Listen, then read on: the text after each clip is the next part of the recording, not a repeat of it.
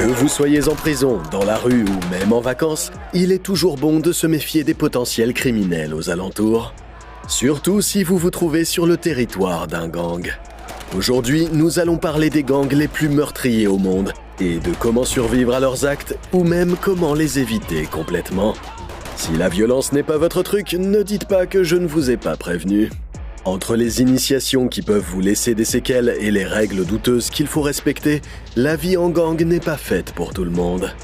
Certains gangs s'attellent à la vente de produits, si vous voyez ce que je veux dire, tandis que d'autres sont connus pour leurs extorsions et leur extrême violence.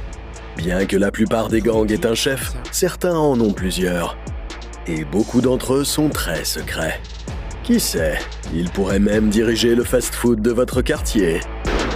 Quel est le groupe le plus meurtrier? Quel gang a poursuivi Disney en justice et a gagné? Et quel est le plus ancien gang encore en activité?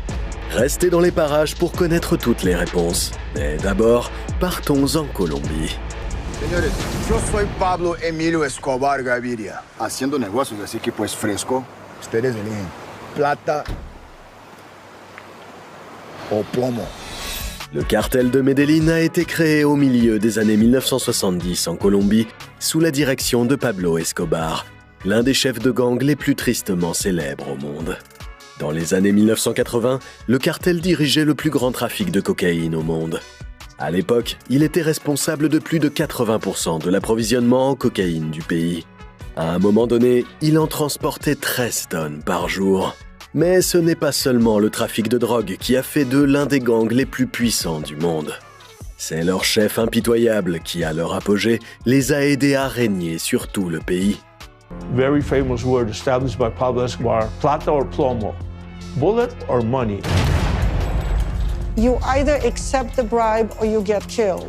Anybody who went against Escobar would die. Survivre au cartel de Medellín était assez simple. Soit on faisait ce qu'ils demandaient, soit on était tué. Si vous n'étiez pas avec eux, vous étiez contre eux. Escobar était connu pour soudoyer tout le monde, des criminels locaux aux fonctionnaires. Il était également considéré comme un homme du peuple, ayant même remporté un siège au Congrès de la Colombie en 1982. En homme d'affaires avisé, il a également proposé de rembourser la dette nationale du pays, soit environ 10 milliards de dollars si l'on cessait de le poursuivre. Malheureusement pour lui, le gouvernement et l'Office anti-stupéfiants colombien avaient d'autres projets.